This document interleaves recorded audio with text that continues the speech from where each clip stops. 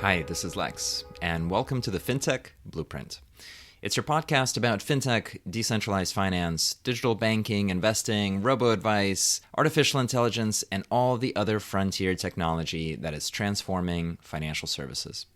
To get more content, like an illustrated transcript of this conversation in your inbox, subscribe at fintechblueprint.com. So without further delay, let's jump into today's episode. Today's podcast is a collaboration with Consensus, the market-leading blockchain technology company.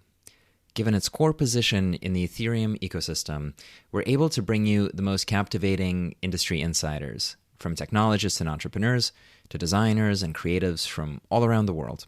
So join us for inspiring conversations on the future of finance, crypto, and what is making up the new decentralized web. And with that, let's start the episode.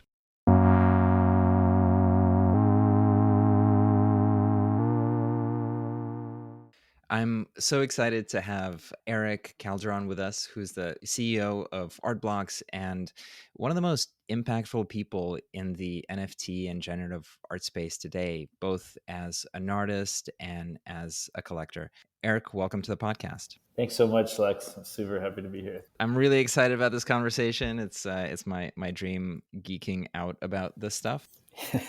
And, it's a special moment now, but I'd love to start at the beginning for you and talk a little bit about your formative experiences in thinking about art, technology, and how did your career start, and how did you begin to interweave these themes that ended up getting expressed in Artblocks? If you go back to when I was young, I couldn't do anything with a brush or a pencil, and in my weird little world, I kind of thought that I could never be an artist or do anything creative. As a result, there was like this direct connection with literally, I would try to draw a face and it would just look like a chicken or something. Like it just never really worked. And it wasn't until right around the time I met my wife, so around my 30th birthday, she kind of unlocked like this creative thing in me. I don't really know how to describe it, but it's like it kind of made me realize that I could be creative with not a pencil or a pen, but with code, with computers, with like outputs from computers. And I got really deep into a type of kind of digital algorithmic art called projection mapping, which was kind of like my starting point in the art world. And one thing led to another. I learned how to kind of write some basic code, and I really kind of got excited about interactive, generative content, and eventually stumbled upon blockchain. And it just felt like it all kind of came together in one place here with Artblocks. What is projection mapping? What are you mapping, and what is it being projected on? Is it like a astral plane sort of projection out of body experience? Yeah, projection mapping is where you take a projector and you feed data through it, right? So like it's like a video that goes through the projector. You've probably seen a building look like it's crumbling or collapsing as like a spectacle for like an event. That's called projection mapping. So you send a rectangle through, and that is mapped directly onto the window of a building, and it looks like something's inside the window. I never learned 3D animation skills. So while I wanted to do projection mapping to that level of like making buildings look like they were crumbling, and it was well outside of my expertise range. So I actually developed what I called color mapping, which instead of actually creating 3D animations, I was just projecting colors and patterns onto three-dimensional objects.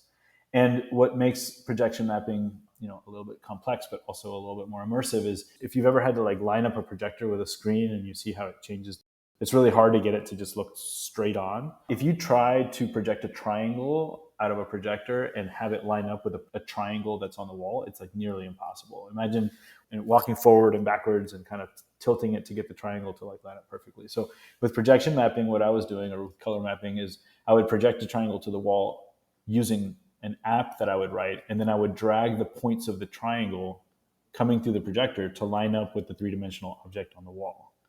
And I would create these arrays of these three-dimensional color mapped pieces where it would be animated. They would look a lot like the animation on the Chromie Squiggle, for example, just kind of like rainbow sequences, where the output of the projector is lined up with the three-dimensional objects on the wall. The inspiration here for Artblocks was that I was very immersed with NFTs in 2017, and I wanted an NFT that could be modifiable. Like you couldn't projection map an NFT because the NFTs were always GIFs. They were just static images, or they were GIFs. Like there wasn't really much you could do with it.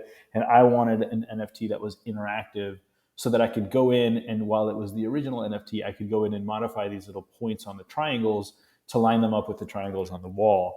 It was very niche, very specific need for me in my weird little world of art. But it was definitely one of the major inspirations for art blocks to exist. So one of the, I don't know if it was always obvious to you, but or not, but to me, something from that story that's really interesting is that you were taking kind of an abstract visual concept, right? The color mapping and the animation, and then you were finding a way for that image to live on a physical object. And with art blocks, it's in some manner, you're still taking these abstract representations and then you are finding a way to project them into a blockchain-based digital object.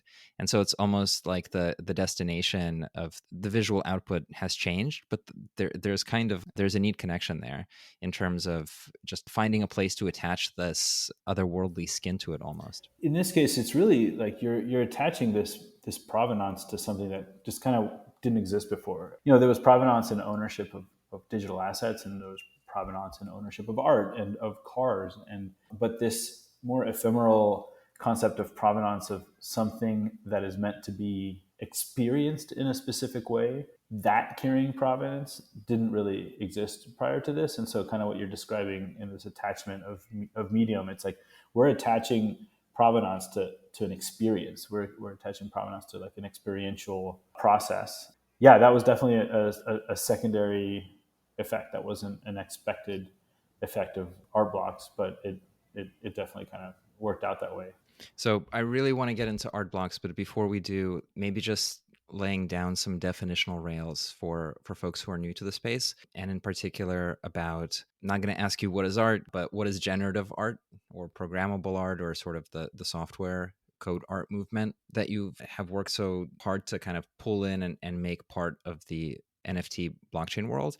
And then the second part of that definitional question is, what's a computational blockchain? Like, what kind of blockchain did you need in order to get to a useful outcome? And sort of, if we can start with just those definitions and then transition to art blocks.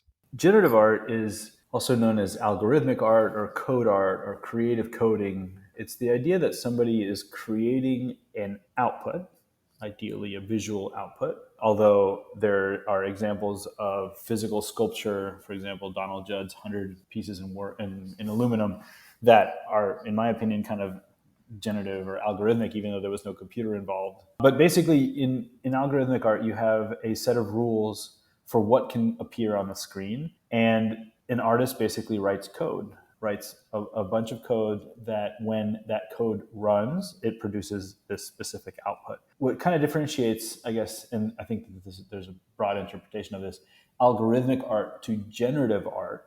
Algorithmic art might be that I just want to write this code and it produces this one output and that's it. Like you could just say a one of one is almost algorithmic art. Like I just wrote this code that does this thing. And then where I would interpret, and again, this could be loosely interpreted by a lot of people, generative art is where then you say, okay, I like the way that this output looks, but I want to modify it, randomize it every time. And so generative, in my mind, is where you take and you apply you apply variables that change specific components, whether it changes the background color from blue to red, or whether it changes the main shape from a circle to a square. Every time that you run the code, it produces a different output based on randomness of the variables that control that output. So, algorithmic art is anything that's, created with code, and then what makes it generative is what makes it, unique, or each visual output is unique or independent from the rest. And then in terms of the blockchain itself, I mean, we just need a smart contract for algorithmic art to exist on a blockchain. And the reason that we need a smart contract is because smart contracts store data. And I'm sure somebody could figure out a way to do this with the Bitcoin blockchain, maybe. I mean, I've seen some pretty interesting encumbrances that can be created for transfers, but ultimately what makes this unique on Ethereum is that you can program a smart contract to store variable data for each individual piece of an art blocks edition. And so when I go back to like the difference between algorithmic art and generative art, with art blocks, you're storing on a blockchain a bunch of little variables that control the output of the algorithm that the artist created. And due to the nature of blockchain technology, each of those outputs is different, and therefore each of the visual outputs created by the algorithm are also different. And that's really all we need from the blockchain. There's a lot of smart contract blockchains out there, and to me that means there's a lot of potential for blockchains that Art Blocks could potentially explore as hosting this type of artwork. How do you think about, just on the topic of software art or computational art, how do you think about fractals or machine learning versus sort of the more deterministic processing based art? How do those different families get characterized in your mind?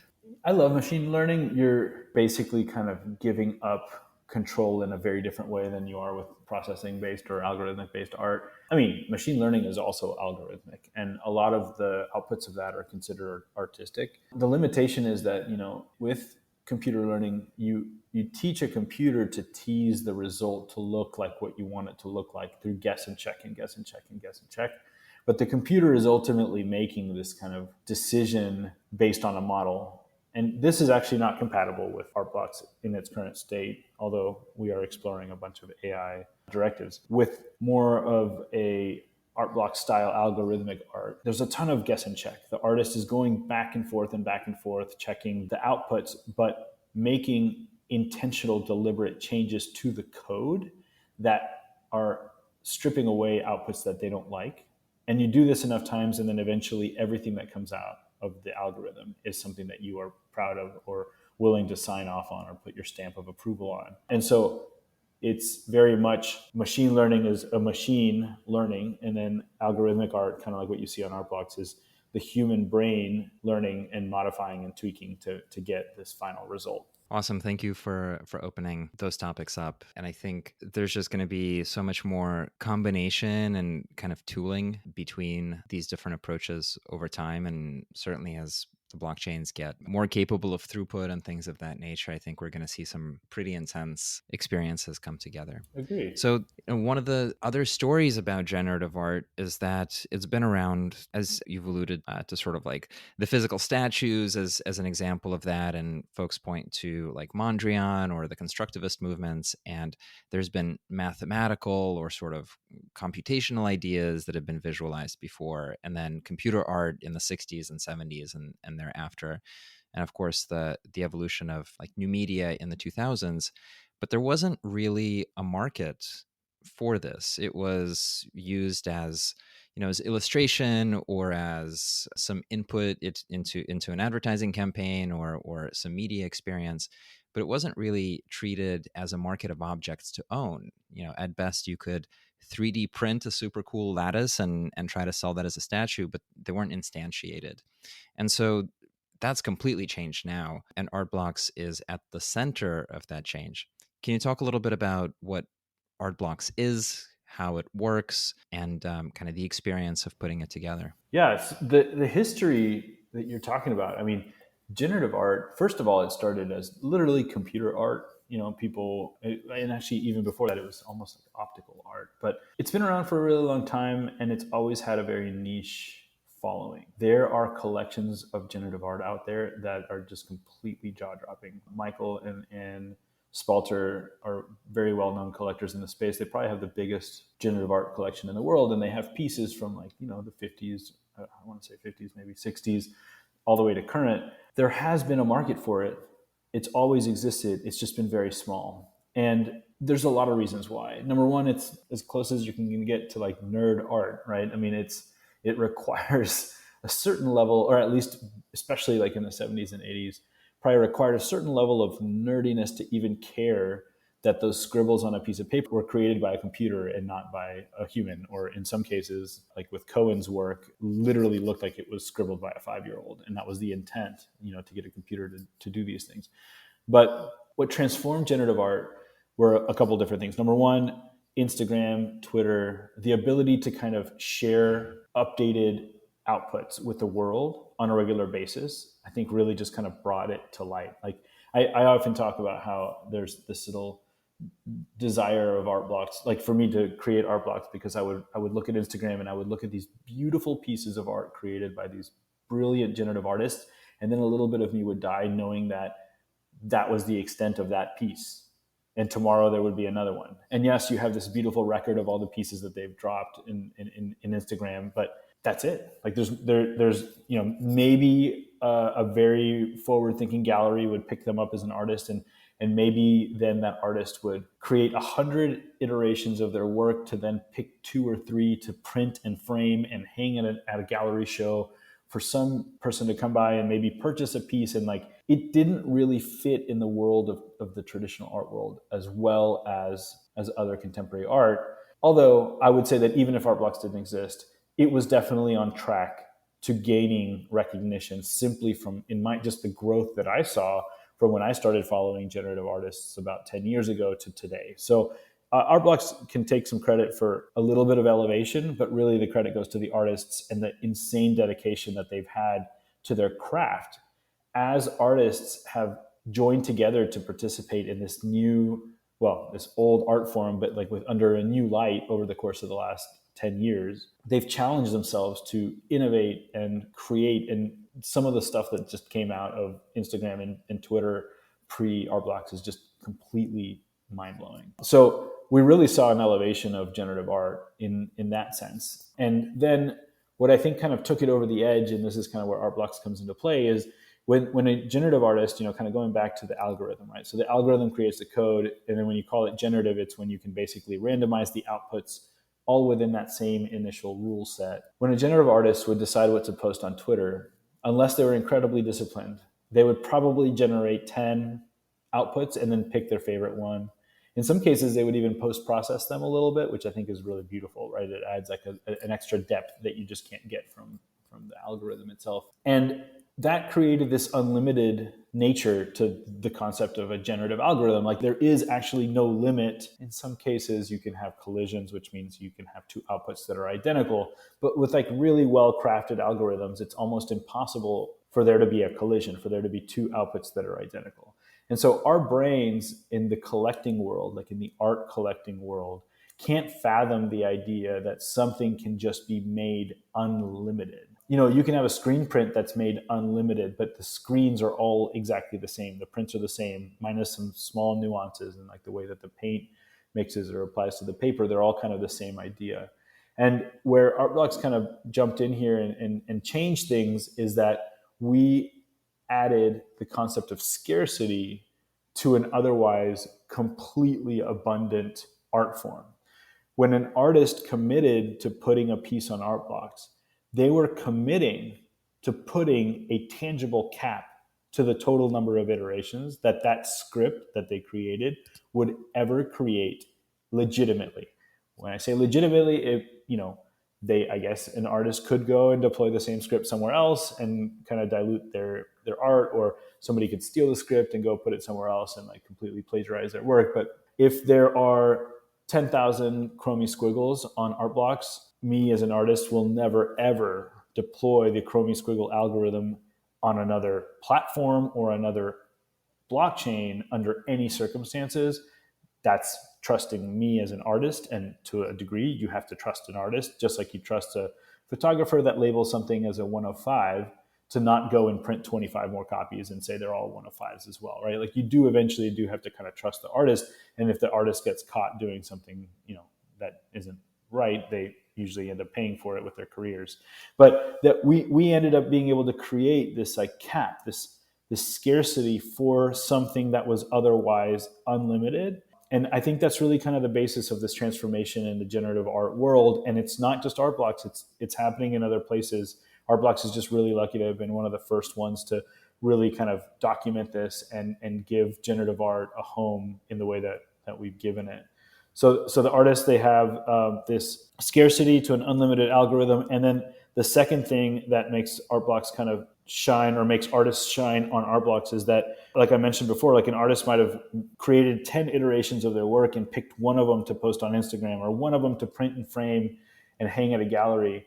With art blocks, the artist is signing off on the algorithm before the algorithm has performed. So in an art blocks drop, before the drop, there are 0 tokens minted, but the algorithm lives on the blockchain.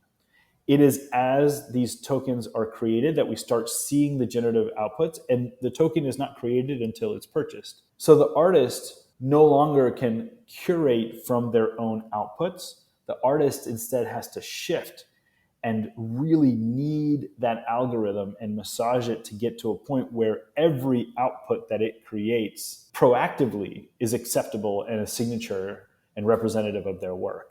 And by forcing an artist to do this, we've basically forced artists to take a slightly different approach to algorithmic art in a way that really just kind of exposes them to a bunch of uncertainty and drives them to further hone that algorithm, hone that script to create only the most beautiful outputs possible. And I think that kind of heightened level of algorithmic technical proficiency is what really differentiates some of the projects on Art Blocks from like the best ones, and what really differentiates algorithmic artists, and what really gives a platform like Art Blocks a huge edge over previous markets of generative art representation. It's so fascinating, and there's so many things to double click on there.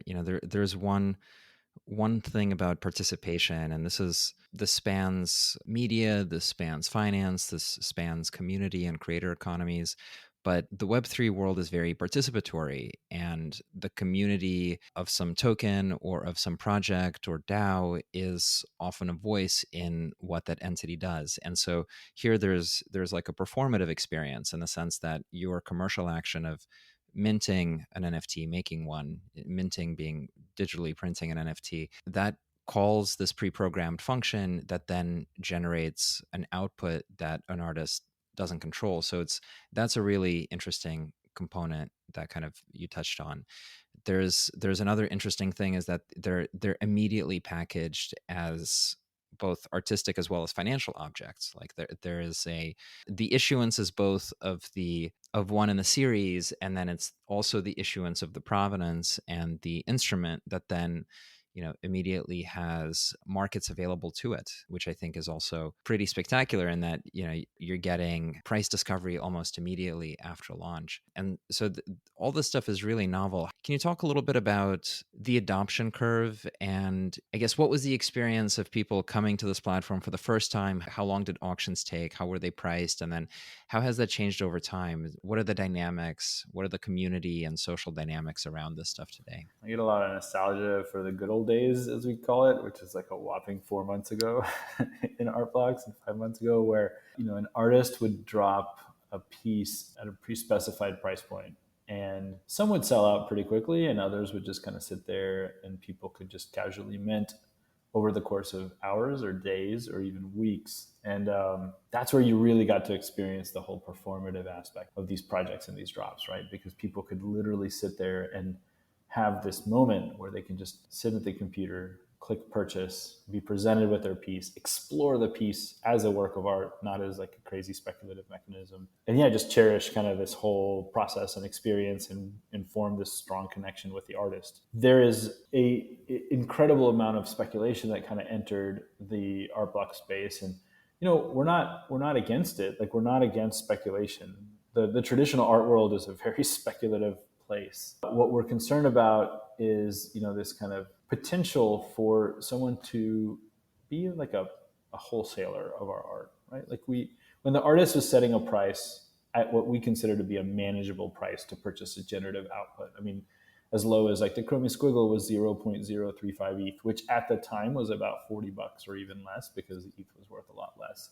Up to, I think, before this most recent craze, the most expensive piece that had ever been listed on Art Blocks was 0.25 ETH. And that's a ton of money for a piece of art, but obviously edition size really matters there. And people can kind of decide that they have something more scarce, so they buy the more expensive ones. So that process of purchasing was the status quo for the first, like 5 or 6 months of Art Blocks. We had some little blips in there where people would come in and everything would sell out immediately. But that was the way that we were able to see the people that were really there for purchasing the art. And a lot of the people that were there early have gone and sold a bunch of their early pieces and made a bunch of money, and that doesn't make them any less supporter of the arts. It literally just makes them cognizant of what life-changing money can be, whether it's something as little as paying off your car to paying off your house. And I don't hold a grudge for anybody that was there early that has found an opportunity to change their lives with some of the values that have happened on art blocks since. So what happened is, because the values of art blocks pieces in general started rising on the secondary market, when the price of the least expensive piece on the secondary market exceeded 0.25, in other words, there was a time where you just couldn't buy anything that was an art blocks piece for less than, I don't know, let's say 0.25.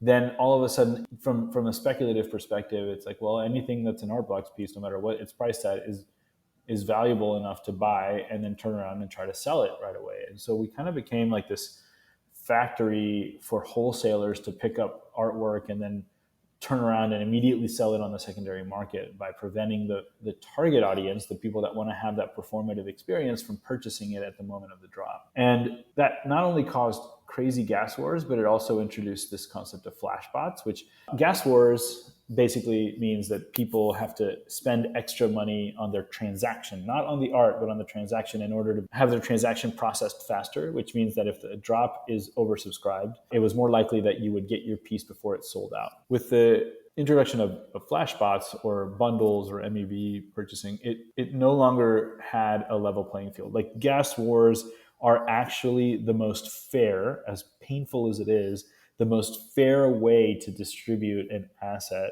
an art piece on art blocks, because it really just has to do with how much somebody's willing to pay to have their transaction processed. When you add flashbots and like other alternative minting methods that we saw a ton of at art blocks, it made it to where it's not a level playing field. And so no longer was the gas war the fair way to do it, but other people had found other ways to kind of manipulate the purchase process to secure not just one piece, but like 50 pieces at a time, which would then further drive the gas wars and create this crazy secondary market where, I came to a drop because I really wanted this beautiful piece and I was going to buy it for 0.25 ETH, and it sold out in 20 seconds. I even tried to buy it. I put a ton of gas. And so what happens next? I go to the secondary market and I pay 0.5 for it because I still want the art.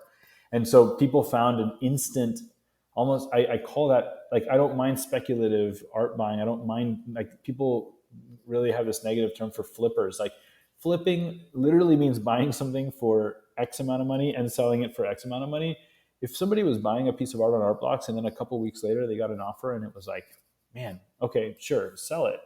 What we were concerned about, like, was this instant, what we call scalping. Like, you prevented someone from buying it on the primary market and therefore listed it on the secondary market to that same person that was going to buy it on the primary market. So that is obviously an entire conversation that can take a whole hour. But the point of that is that we ended up realizing that we had no price discovery on art blocks. And it wasn't just art blocks, like the artists in the factory, which got to pick their own price points. The price was artificially in this like 0.5 to 0.25 range, and it would sell out instantly. Everything on the platform eventually ended up selling out. And what that meant is that there was no price discovery. We were setting a price blindly. And this all culminated with the drop. One of the greatest people that I've kind of had really wonderful conversations with in art block so far, her name is Elida Sun. And she did a drop where $200,000 went to the artist and over $1 million went to miners. And we're like, okay, who are we here for? Like, are we here to help artists and their careers and generate income for artists, or are we here to generate income for Ethereum miners who are going to be just fine in terms of their mining activities? So we decided to implement Dutch auctions, and Dutch auctions were hugely unpopular when we announced them, but based on what was happening with drops, it felt like the right thing to do. And our first Dutch auction, and actually our first few Dutch auctions, went really, really well. The price settled at that same price and completely prevented a gas war. And the artists made more money instead of that money going to the miners. So that was beautiful. But then eventually prices kept going up for art blocks. And this just is part of this massive NFT bull market that happened, that everything went up. CryptoPunks went from 25 or 50 ETH to 150 ETH. Art blocks pieces, just every NFT that had recognition just kind of exploded. And as a result, we weren't able to have a Dutch auction start at 3 ETH and drop any price tiers because it was just being sold out at 3 and with a gas war. And it led to all sorts of friction and problems within our community. Yesterday, we had a drop where it started as a Dutch auction at the top and it settled at its base price and it was sold out at the base price. And it just felt really good. Everybody was really happy.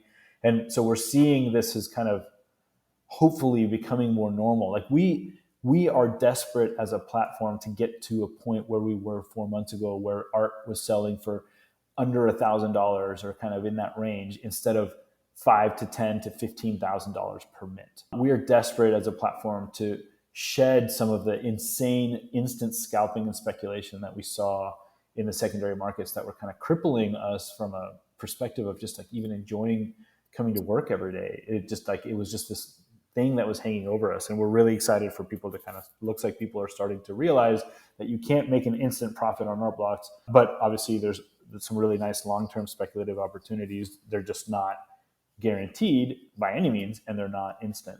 So that's kind of where I think I digressed a little bit there. But yeah, we went from like just minting for periods of time for reasonable prices to everything selling out at unreasonably high prices, and things are kind of settling back down again to where I've promised many people that we will eventually get back to this point where art will sit on the platform unminted for more than 10 minutes. And we are just really looking forward to that. Yeah.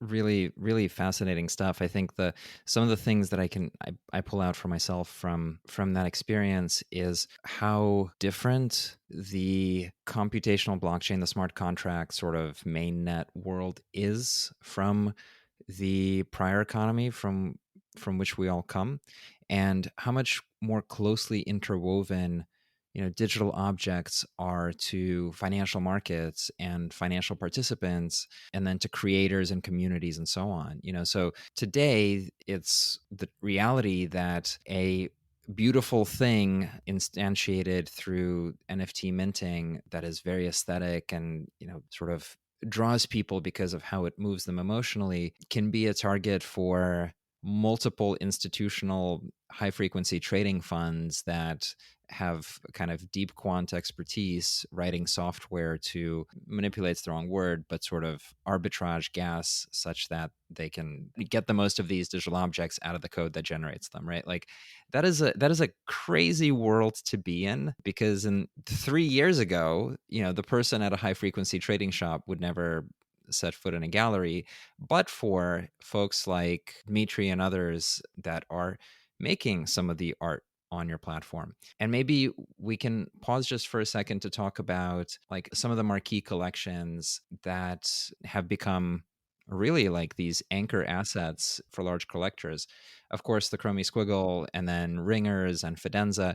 Like how do you think about, I guess, either significance or rarity or beauty, or like what are the attributes that you saw setting some work apart from others, or like what are the things that are speaking the most to these different audiences? Well, when you have an edition of 1,000, and let's say there's 10 pieces that just come out and they're just different. They really kind of stood out, whether it's programmatic rarity or whether the algorithm just kind of had this moment where it just created something unique. The collections that have those pieces are the ones that are experiencing the most attention on the secondary markets. And we have this goal to transcend crypto. Like we love crypto. Crypto is our home. Like I'm the biggest crypto nerd in the world, but we really want to see art blocks art or generative art or crypto art recognized as all of the above minus the prefix. So just art. Like we don't need it to be called generative art. It's just art, and people like it because it's art.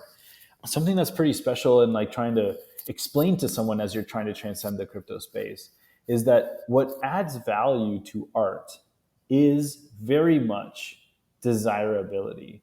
And when something stands out as being unique from the rest of the body of that piece, that makes it more recognizable and more desirable. So a lot of people are reaching out to me. I mean, these text messages are getting out of control from people that are like from my previous life in the tile world. Well, I'm still kind of involved, but where people are like, how is this thing selling for $6 million?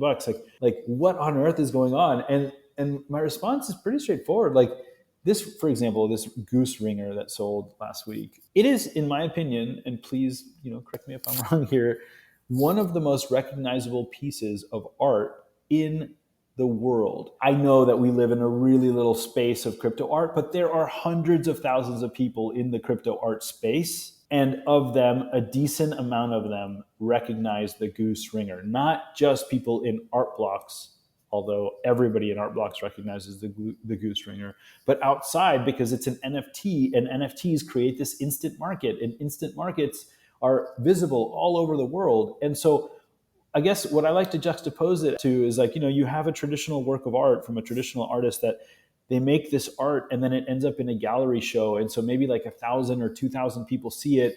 And then maybe somebody buys it and puts it in their very, very popular or very visible private collection. Or maybe it's bought by a museum and then it goes into like a public collection. But how many people are going to see that work of art within its first year of life? And now compare that, like transpose that to how many people have seen the goose ringer or the rose fidenza or some of these kind of higher profile pieces like the cube archetypes that there's only a few of. How many people in the world have seen those?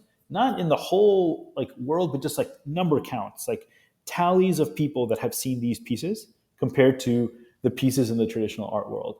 And that instant nature of blockchain technology and of NFT technology presenting these pieces to a huge instant broad market to a degree justifies some of these prices that are being paid for the pieces. And I think that's really what's special about NFTs and crypto art. It makes art accessible, maybe not affordable, but accessible. Like everybody can recognize an Xcopy now. Xcopy created his own brand out of his work.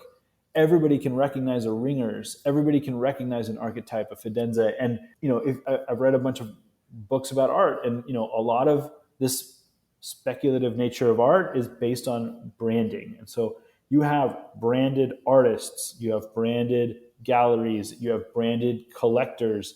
And in the crypto space, all of that is just so instantly transparent that the branded artist that created this piece on the branded platform that is now held by a branded collector. For example, this, Vincent van Gogh. I have never met the guy or girl, I assume guy at this point, before, and kind of came out of nowhere, but started buying art blocks pieces. And now if Vincent van Gogh buys a specific set from art blocks, the community reads that and says, ooh, I want one too. Like this is essentially the modern version of Saatchi's collecting of art and kind of branding art as being desirable.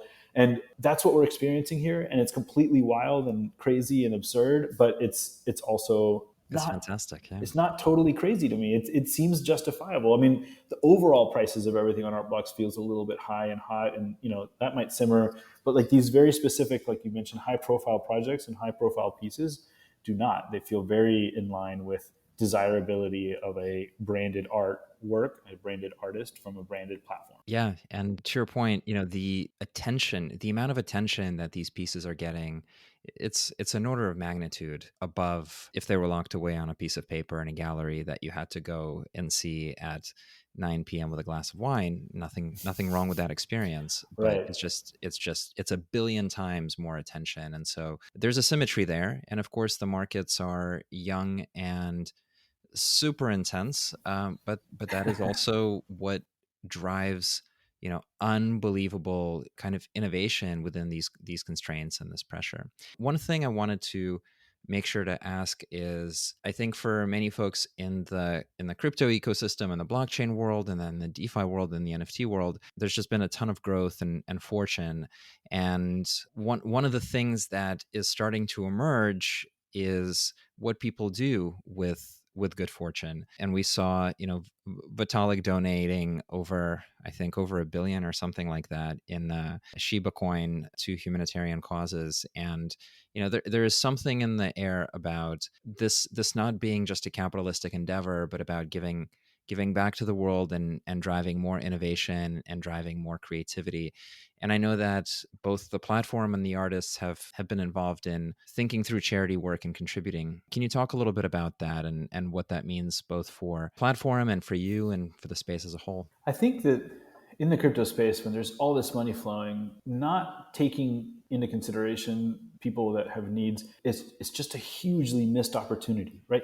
Nobody has to do anything, but come on, like people are making 100x on something. It's like when you go to a casino and you win like blackjack, you might tip your the dealer like $1 or $2. Like this is so much bigger than that. And at Artblocks, we early on wanted to introduce both environmental and community contributions as like a major tenet of Artblocks, because I think when you do that early, it can just be part of the formative growth of the company. And instead of later trying to add it, it just feels a little bit more awkward. So as projects have started selling for so much more money, for substantially higher amounts of money, we have, I don't know, required is the right word, because most artists have always been very forthcoming and happy to participate. But we've asked artists to donate at least 25% of their proceeds to a charity of their choice. And that was built into Artblocks at the smart contract level from the very beginning. There is the ability for an artist to set a secondary beneficiary, which means that when I send $1 to Artblocks to buy a piece, 10% goes to Artblocks, that's the platform fee. And then the artist gets that 90%. But if that artist designates within the smart contract a secondary beneficiary, that beneficiary gets a percentage set by the artist. So there's this really beautiful thing where like the artist doesn't actually often, I mean, in some cases they do have to collect the money and then execute a manual giving transaction. It's actually effectuated by the person purchasing the piece a majority of the times. And I don't know that that person gets any kind of a tax write-off, but there's this really fun thing about blockchain. It's like Artblocks is really there to create utility from blockchain. It's like to create a compelling reason for people to operate on a blockchain, not because of just speculation or whatever, but to create real use cases for blockchain. And to me, that's one really magical use case for blockchain technology, is the ability to instantly designate somebody else so that you don't have to control somebody else's funds. As a result of these initiatives, Artblocks, through participation from all the artists, has facilitated over $20 million in charitable contributions over the last 2 months alone. We can't totally take credit for that, right? Like, I mean, there's a lot of money flowing into this space. I think that as much as this art is valuable, I don't know that the entirety of those drops and the entirety of these projects needs to flow to the artist, because these monies are already so substantial and so life-changing that, it doesn't feel like a big ask to have a big chunk of these go to charity. And, a lot of the success that's happening on Artblocks is, of course, the artist, but also the brand that we've created as like this home for generative art. And so we do feel responsible for the amount of money that's coming into each project. And we also feel like it is responsible for us to find and push and promote charities as a way of sharing that wealth and sharing that like success that Artblocks has had. So yeah, so we're well over 20 million bucks in the first, I guess 9 months, 10 months that Artblocks has been in existence. We're so busy that we haven't really had a time to check like how that compares to other startups in the world. But I would say that it's probably on a pretty decent pedestal in terms of like how much a single corporate for-profit startup has been able to kind of divert or enable to go to charity within its first year of operation. And the entire team literally like glows about it every single day, every time we get to talk about it. It's really incredible, and everything that you and the team and the community are doing is just it's magnificent and super cool. And I think it was not possible without a lot of the things that we talked about coming together. And so, thank you for opening this door. Of course, we're going to see so much more innovation come through, and different permutations of what art on chain, as well as just what it means to have digital objects and use them in this world looks like. And so really excited for our conversation. And of course we can keep going and going, but I think we're out of time. If folks want to find out more about Artblocks as well as more about you, where should they go? Well, artblocks.io is our website. There's never anything for sale there these days, which is really depressing. So our Discord is a major point of information. It's discord.gg/artblocks. You can follow us on Instagram and Twitter. The handle there is the same on both. It's artblocks_io. And, I don't get the luxury of like tweeting a bunch these days, but when I do, it's like something really meaningful to me. So you can follow me personally on Twitter at artonblockchain. Is my handle there. And you can, it's me because you'll see my CryptoPunk zombie avatar, which is kind of my digital representation of myself these days. That's good bait, but I'll leave it for our next I would conversation. love to have another conversation and get to fill in some of Oh these my paths goodness, that we opened up yes, that didn't really get to pursue. So thank you very much for having me. It means a lot. I'm super grateful. absolutely. Erick, thank you so much for coming on the podcast. Thank you. Hi, everyone. That's it for this week's episode of the FinTech Blueprint. For more technical deep dives into all things fintech and decentralized finance, check out fintechblueprint.com and grab a free subscription to the newsletter. This is Lex, and I'll see you next time.